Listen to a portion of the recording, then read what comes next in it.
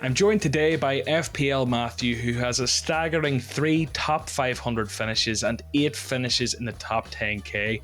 And the most interesting thing today, Matthew, is the fact that you're somehow building your team and you're leaving 2.5 million in the bank, which is, in my head, absolutely insane. Talk me through that decision. Yeah, so it's something that I'm comfortable with, and I have done it before as well, a couple of seasons ago.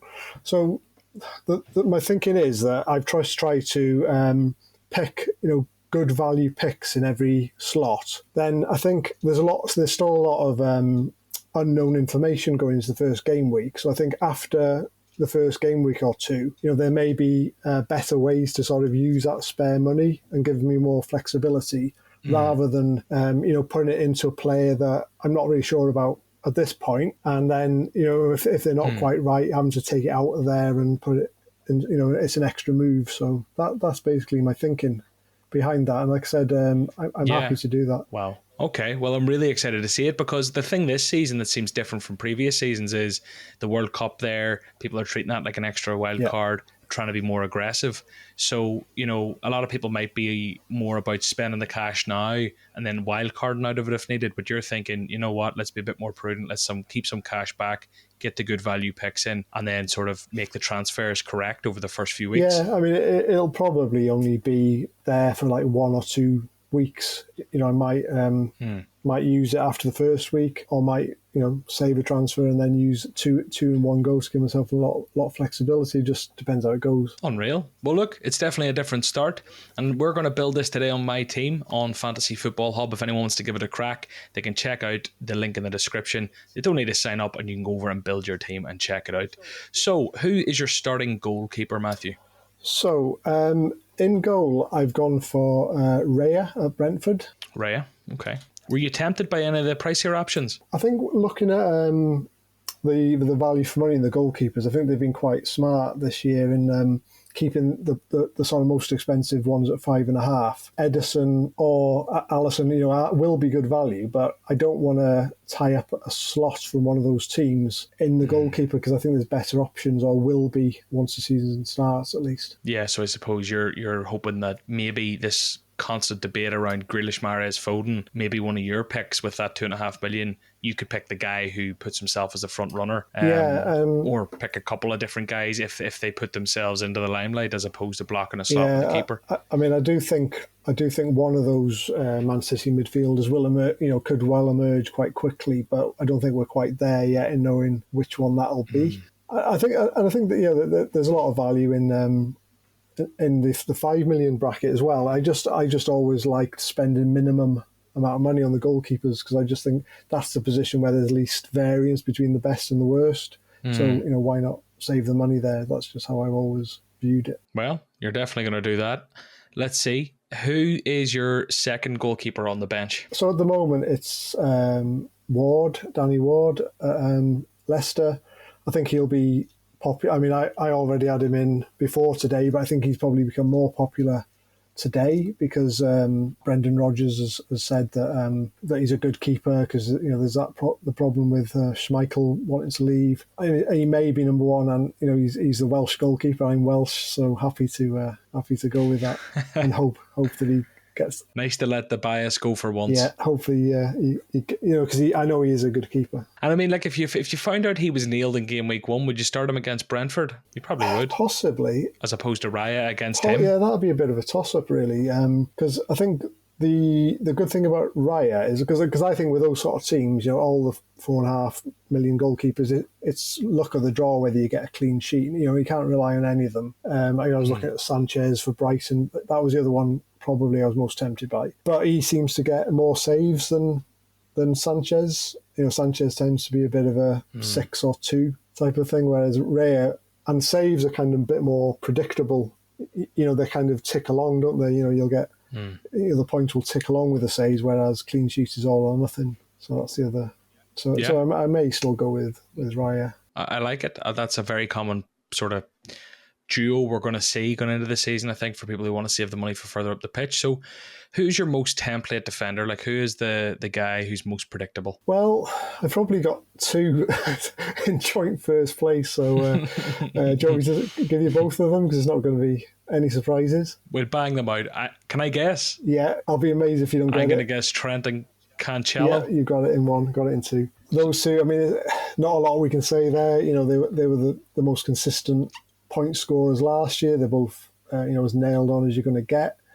Attacking fullback, which is what, one thing that I've tried to learn from last year, because football's obviously evolving and, those attacking fullbacks are just such good value, and I don't think FPL have really adjusted their pricing to reflect that. So, take advantage of that, I see. I completely hear you. I think with the prices, whenever Trent, who scores that many points at 7.5 million, is only 7.5 million, they really do provide a staggering price point, and that's why everyone's going big at the back. So that's two locked in. Who is the third defender we're looking at today? So the third one I've gone for is Perisic. Quality player, everyone knows how good he is. He's been a quality player all his career.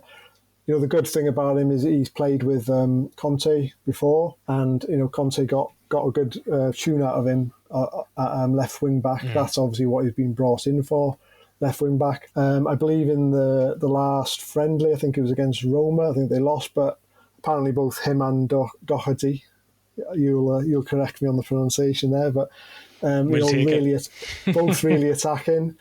Just playing like wingers basically and popping up in the box as well. So, I like either of those. I think Perisic has just got a little bit more quality, and also I think Doherty has got a bit more competition on the right at present as well. So that's why I've gone that way. No, I like it. I seen a quate from Conte about him, not really been up to speed yet. But yeah, I did see that. I think he's still predicted to start game week 1, I think he'll start, yeah, and I think he'll be okay until the Champions League kicks in, which I think is a few game weeks in this year. I think that's when, you might need to consider that. But I think, because like you said about the short-term nature of this, and people have talked about it being sprints, and, I think you just need to go with what you think is going to get you a good start and worry about that when the Champions League comes around. You might be looking at wildcarding by then anyway. Perisic is in, relatively template. Who is the fourth pick? So another popular pick, I think, Andy Robertson, or Andrew Robertson, whatever you like. Oh, okay. Yeah. So, I mean, I've kind of evolved a bit, I think, as many people have here, where, I had Diaz in the midfield as a Liverpool pick for quite a while. I just think Robertson is probably a little bit better value. Again, like I talked about, trying to nail the best value players. I think at 7 million, again, I don't think you can go wrong. I think he scored, how many points did he get? 186 points last year.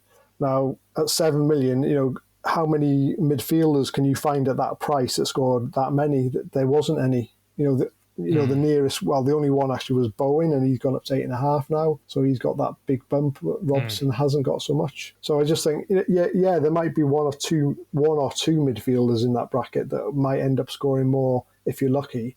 But, are you going to back yourself to pick the right ones in that lottery?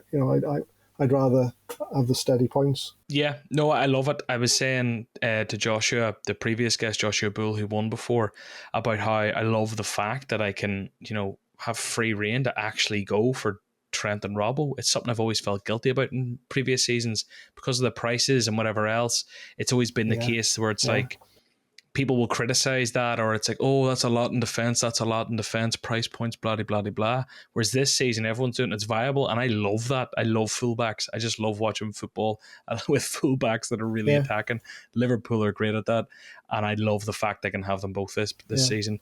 Okay, is your fifth defender going to play, or are they on the bench? Bench, cheap as chips. Nico Williams, another Welshman. I mean, he's a good player, but obviously Forest aren't going to keep that many clean sheets.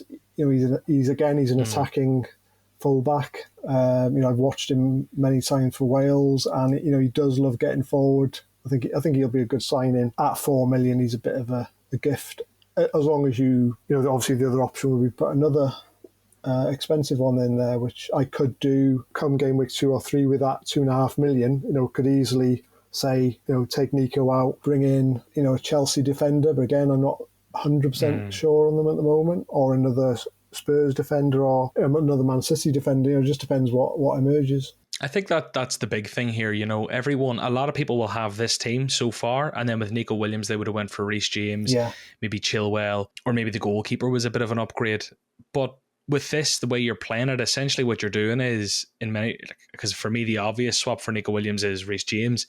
You're kind of doing, the whole community's kind of saying now, Chelsea do look a bit wobbly pre-season, whatever else, lost a few centre-backs, Koulibaly's come in, maybe they need another one, and people are a bit unsure, and you're kind of saying, I'm not ready to commit in Chelsea yet. I mean, I was tempted to double up on the Spurs ones, to be honest, because it's one of them where, you probably, if you pick one, you'll probably get the wrong one. Doherty will probably hit a goal game week one, and then but again, there's a bit more competition on that side, so it's not as safe, I don't think. So we'll move into midfield, and I'm going to have a mad guess. I think you would be the only person who hasn't had him if you didn't pick him. Is Mo Salah in here? Yeah, first name on the team sheet, really. I think apart from possibly Cancelo, I think he could still be the best value player, even though he's the most expensive, which sounds ridiculous, but I think he could be. Yeah, he's proven time and time again. And on my team on Fantasy Football Hub, he is projected to score the most points over the first 4 game weeks, with almost 31 points predicted, I agree, which is the most of any player. And it's hard, the game, with Salah there, because it kind of takes the likes of Son, De Bruyne and Sterling out of many teams.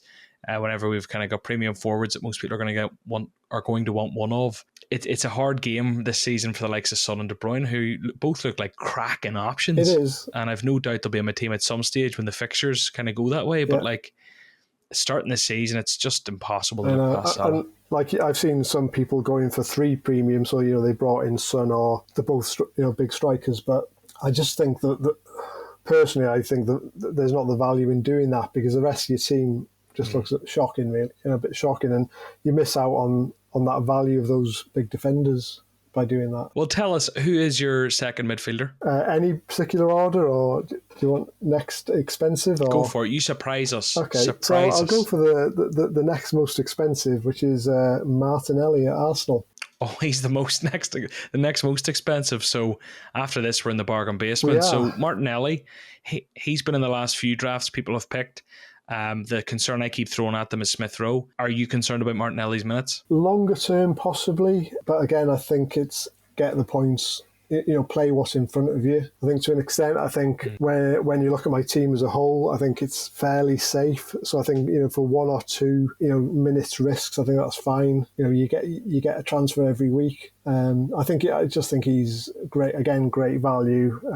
He's had a good pre-season, as Arsenal as a whole have. I think you could easily pick 4 or 5 Arsenal players if you're allowed to. Again, so I just think he's probably one of the best value midfielders at the moment. I'm assuming there's another couple of really good value ones here. Hopefully. So who's the next most expensive? So next most expensive, and this is probably the one that I'm least sure about, but he's fairly cheap, is Pedro Neto. Got the name right there, haven't I? I knew you were going there. I was to check it. I'm going to keep trying to predict his right name, because you just call him Neto, don't you?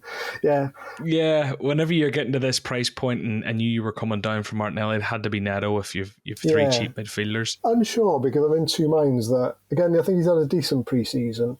The reason I'm not sure is that Raul Jimenez is injured, I think, isn't he, for a few weeks? I'm not sure the length of that. That's kind of a double-edged sword, I suppose, because on one hand, he's more nailed on. I think he's fairly nailed on anyway, but should nail him on further. He may play more advanced. I think he's in the mix for playing up front. Probably won't. But the other side of that is that Wolves' attack as a whole might suffer a little bit from not having that Raul as the spearhead. Although I don't think he had a great season last season, to be honest. Anyway, so could work out okay for them. I think he's just worth a punt at that price. Again, he's probably the best at that price point, so we'll see how it goes. Yeah, well, Hub's Tool thinks he is the best at that price point. 16.6 points predicted over 4 weeks. The next best, Pascal Gross, in 16.2 points. So you're picking according to the algorithm. Again, I've got that 2.5 million, so if I choose not to upgrade Nico Williams, that could be another one that would be on my radar to upgrade, and that then brings in any of the 8 million players, which I've not currently got, because I'm not 100% sure. So could bring in Saka, Diaz, with that need a bit of restructuring. But there's a few, can't think of off the top of my head now, but there's a few. Mount is another Man one. City boys maybe, or I Mason think Mount or something. Another one. I think he's got difficult fixtures to start with. That's why no one's really picked him. But I think he could have a really good season, and I think he could end up in a few teams. Well, I hear you with Neto, the uncertainties, because he has looked great in pre-season, but I forget where it was, but I remember reading something along the lines of he's really much worse without Jimenez on the pitch. Right. So I might need to look at that then, yeah. Who is our fourth midfielder? So the next one is Leon Bailey at Aston Villa, so going even cheaper now, 5 million. Didn't really play last season. Never really, it was a big signing for them and just didn't break through. I'm not sure whether I think he might have had some injury problems and just never really happened for him. But again, pre-season he seems to have got into the team and done really well. So I'd expect him to start. I think he's probably the best option at that price point again. Yeah. I think Almiron's another one's had a great pre-season, but other than that, you're probably at the likes of Dewsbury Hall, a bit more sort of box-to-box type of player. The way I tend to play is I tend to look for upside. I think I don't know, you sort of get a feeling sometimes with players, don't you? I think there is that potential upside now.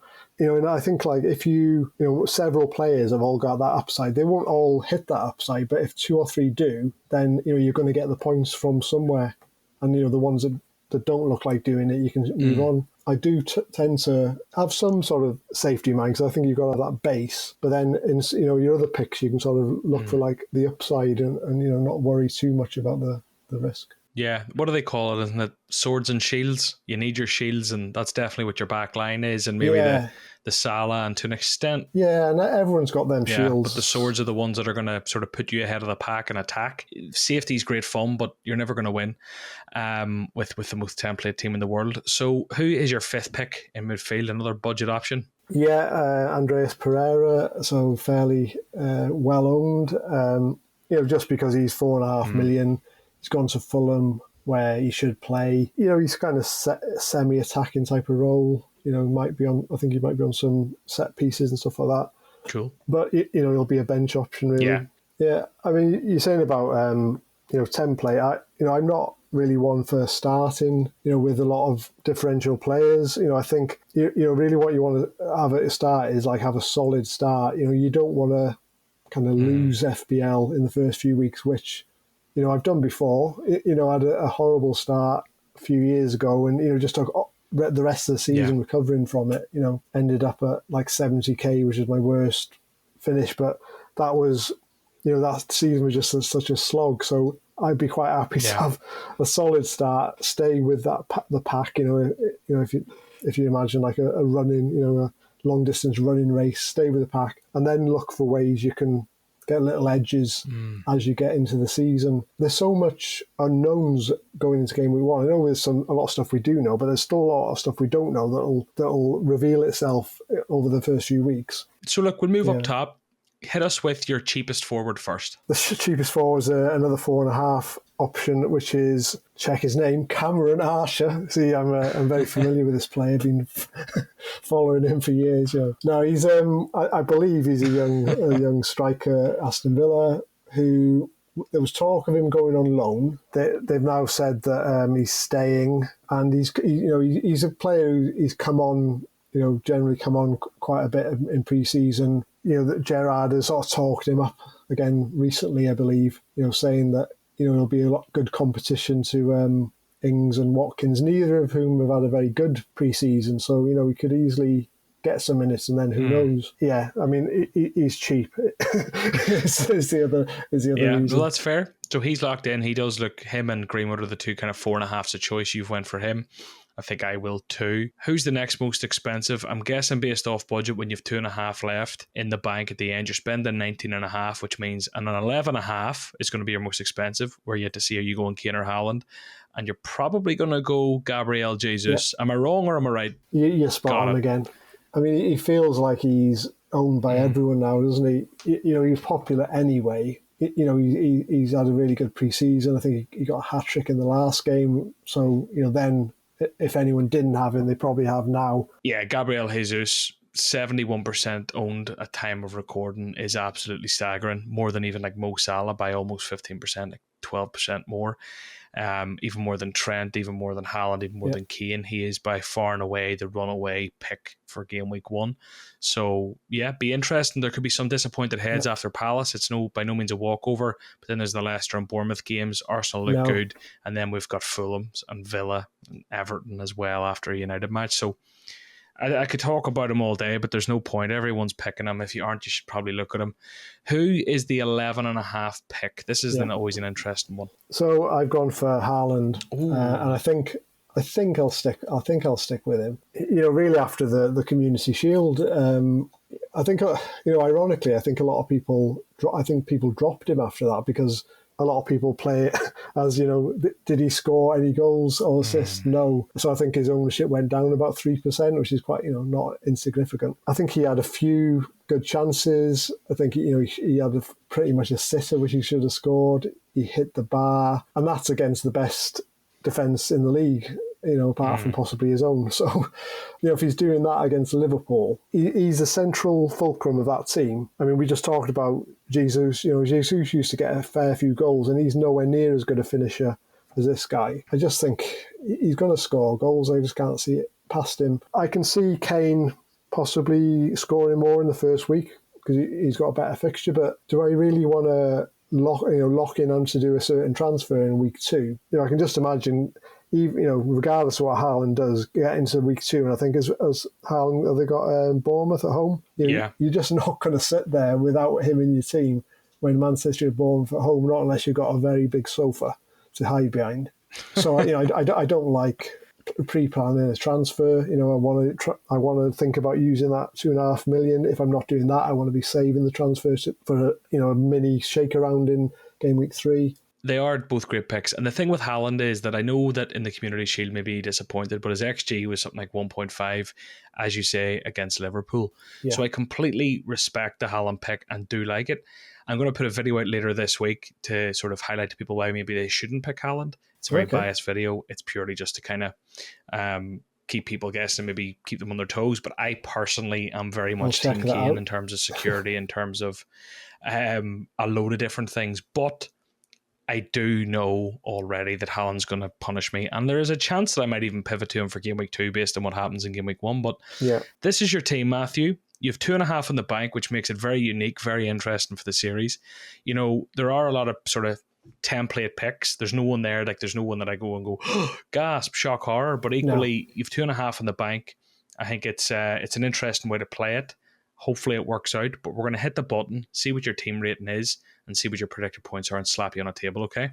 Okay. Matthew, you have hit a team rating of 96% and 65.3 predicted points. I'll tell you where you finish on the table, but first, if I offered you 65 points now, would you take it or leave it? I think I would take it. I always think 60 points is a good benchmark. And on the table, that puts you in a podium place. As our 15th contestant, you come in at 3rd place, ousting Jamie Piggott.